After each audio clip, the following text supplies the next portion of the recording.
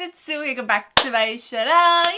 How have you guys been? P.S. Your girl got her hair done again. It's a lot lighter. Can you guys tell? I got it a shade lighter than my previous hair color and I'm living for it. For today's video, I thought I would finally talk about the topic of chemical sunscreens. So previously, starting with the whole controversy of the Pareto sunscreens as well as other different sunscreens in the K-beauty industry, I just started to dig really deep into the area and I tried to simplify everything so that it was easier for you guys to understand. I feel like that's part of my job list, part of the job description, you know? So for today's video, we are going to look into chemical sunscreens and I will be cautiously recommending you guys some of the best finds, some of the more, I guess, reliable products that I found. So yeah, without further ado, let's get this video started. Yay! So let's briefly go over the basics. So sunscreen is one of the ways that we use to, of course, protect our skin from the sun rays, the UV rays. And we not only use sunscreens to obtain a youthful looking skin, but also to actually protect our skin's health. UV exposure can cause DNA, lipid protein damage, and also it can weaken the skin's defense systems. And that is why it is vital that we apply sunscreen every single day, whether it's the summer, the winter, just apply it every day, guys. And of course, there are 3 different types of sunscreen: chemical, physical, and hybrid. With chemical sunscreens, they work by absorbing the UV rays and they're characterized by having a really nice formula.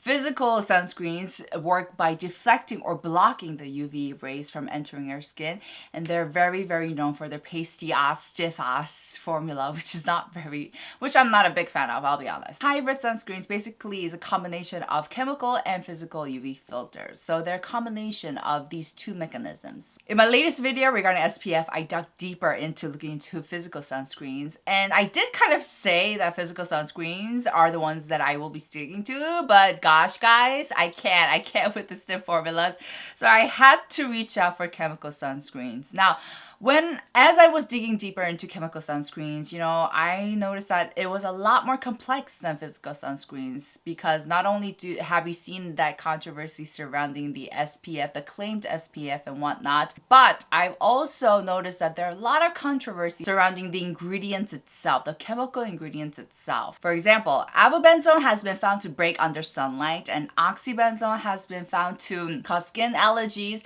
and also cause disruption in the human endocrine or the hormonal system. And the thing is, a lot of these chemical UV filters or ingredients are found in a lot of the sunscreen products that a lot of you guys use. However, before you jump up and panic, relax, breathe first.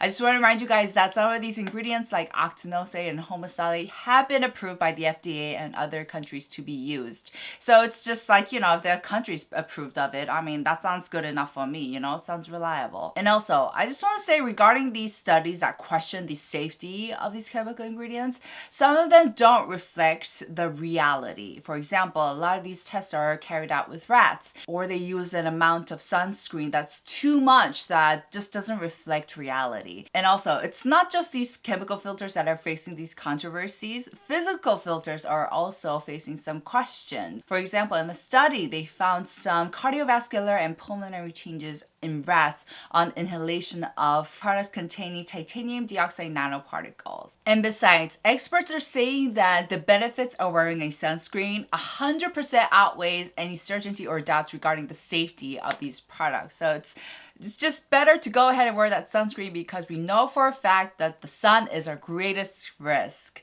So go ahead and wear that sunscreen. But anyways, as you guys saw, there's still a lot of room for more research and more studies to be done until we can reach a very conclusive decision about the safety of these ingredients, of these chemical UV filters. However, I do have good news that they are very super safe and very well trusted UV filters that have been extensively tested for their safety, and they're good to go. And these include the Uva A+, Uva T150, and Tinosorb S.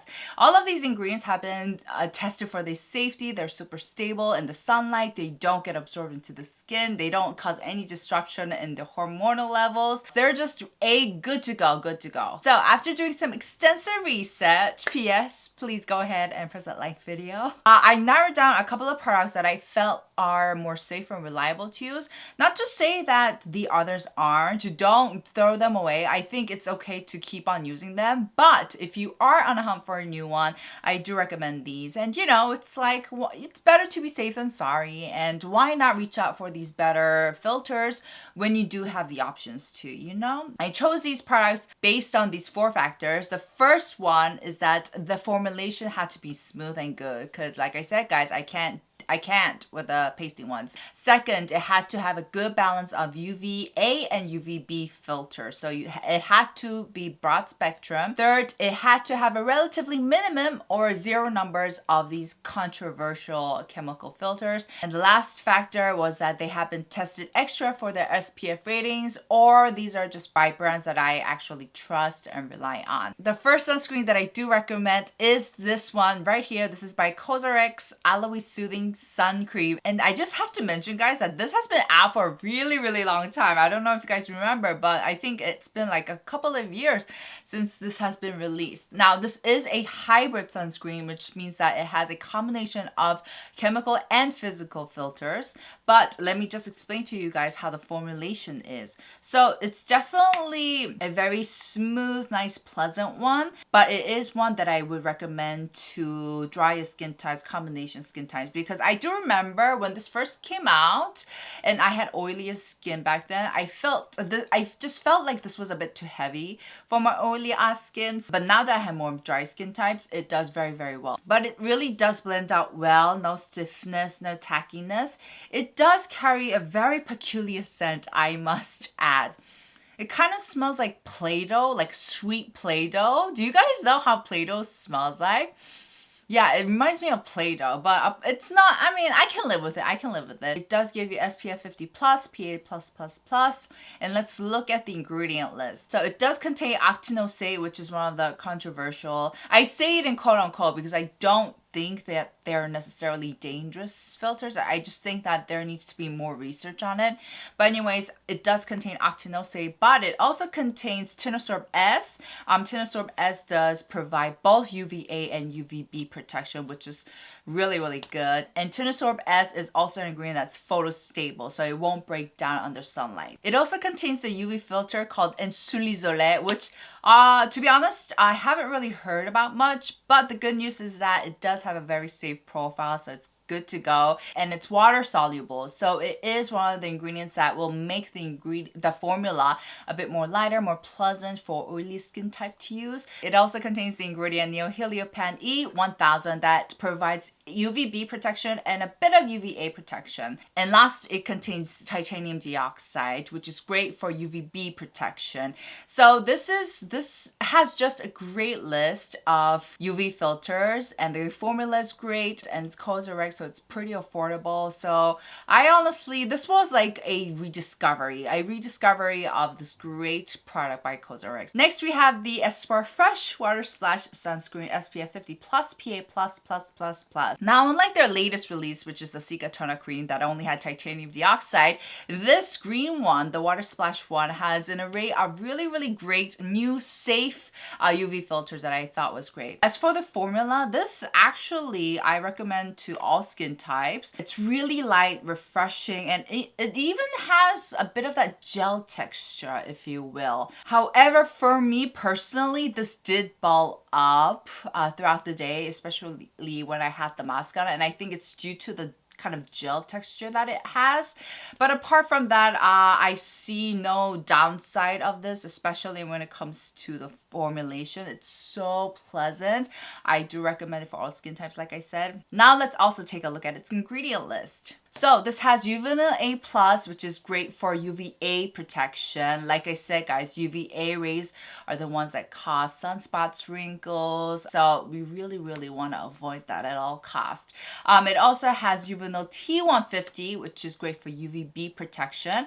It also has Tinosorb S that covers both UVB and UVA range. I think it has a great balance of UVA, UVB filters. These filters are good to go. They're reliable, like I said. So this is an awesome option to check out, and it's not that expensive. The last time I checked, the price was like 15,000 won, so another great affordable one. Okay guys, so I was just checking their website to check their price, and I realized that they stopped selling. And so I quickly asked a friend who works at Espar, and he told me that they're going to upgrade it because they do realize what the whole situation is, how the whole situation is regarding SPF. So that's good news, right? If you have it, I would still use it. But if you are looking for a new one, then perhaps wait for the new upgraded version. Yay! The third product that I have here is the Round Lab 자작나무 수분 sun cream. I think 자작나무 was like birch juice tree. But anyways, it's this cute little white blue bottle that I have here. And I have to say, guys, I just have to do a quick shout out to Round Lab and give them a round of applause because they're really one of the very few brands that actually stepped up and they communicated with the consumers. So I don't know if you guys remember, but their sunscreen, so this is a reformulated new one that they just recently came out, but their previous one was one of the sunscreens that was called out for not providing the claimed SPF that was written on the bottle. And there are quite few of them, and Round Lab was one of the very few brands, I think the only brand, I think, that, you know, they took action. They changed their manufacturer, they changed up the ingredient list, they changed up the formula, and they listened to consumers, and they were like, okay, we hear your concerns, let us do something about it. And they took the appropriate measure. So I think that's so big on them, and that says a lot about the brand. So I mean, I already love the brand Round Lab because they had such affordable and great products, but I think through this incident, I just love them even more and I trust them more. So let's hear for Round Lab, guys. Woo! With that being said, their new reformulated sunscreen has an amazing formulation. It feels like a light lotion that I think would do great for all skin types, including oily skin types. And it just glides on, slides on. I honestly have nothing bad to say about this. Now let's look at the ingredient list. So they used Uvanil A Plus and Uvanil T150, and they used Tinosorb M. So Tinosorb M is more of a hybrid ingredient in the sense that it has both characteristics of a chemical filter and a physical filter. So it somewhat absorbs the UV rays, but it also deflects the UV rays. It does give you both UVA and UVB protection, which is A+. And yeah, it's also been tested for its safety, so it doesn't disrupt the endocrine system, nor does it get absorbed into the skin, etc. So it's another excellent ingredient or filter. And they've also used the ingredient called iscotrizinol. I'm probably butchering that. But yeah, this also will give you UVB, both UVB and a bit of UVA protection. So the new Round Lab reformulated sunscreen has an array of great UV filters, and I just want to say, like, once again, I think that was really big on them to take action. So check this one out as well. All right, guys, that's it for today's video. If you guys also happen to know any other great options for SPF, chemical SPF, let the rest of us know in the comments down below, because sharing is caring. If I do happen to discover any other options, I will definitely have another video up for you guys. But yeah, make sure to press like if you guys enjoyed, and I'll see you guys in my next. Ciao!